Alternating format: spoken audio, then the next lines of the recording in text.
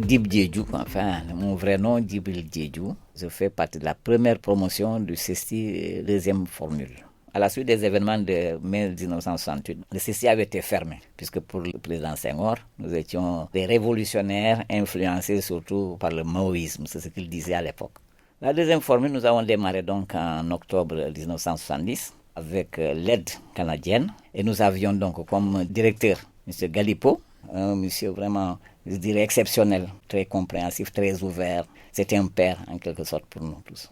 Il faut dire qu'au départ, je ne voulais pas faire journalisme. Je disais que la presse n'était pas libre ici. Pourtant, au lycée, j'étais animateur de La Voix du lycéen. C'était le journal du lycée d'Ignabo de Ziguinchor. En 70, quand il y a eu le concours, je me suis dit, tiens, pourquoi ne pas le faire et de poursuivre en même temps mes études en lettres. J'ai réussi.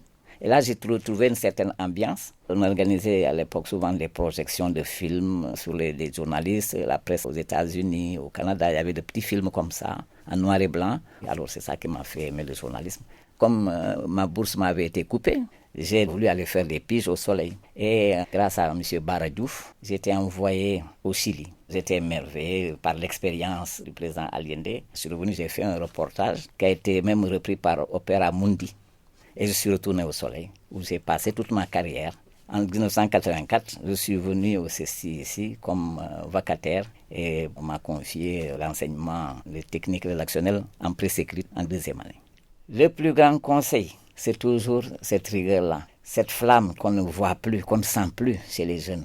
Et ce que je leur conseille également, c'est la lecture. Celui qui m'a le plus manqué, il a enseigné ici, c'était Amadou Alien, qui hantait la bibliothèque universitaire jusqu'à la fin de sa vie. Moi, je me suis toujours remis en cause, je n'ai jamais cessé d'apprendre. Et aujourd'hui encore, j'apprends. Même auprès des étudiants ou auprès des stagiaires, j'apprends toujours.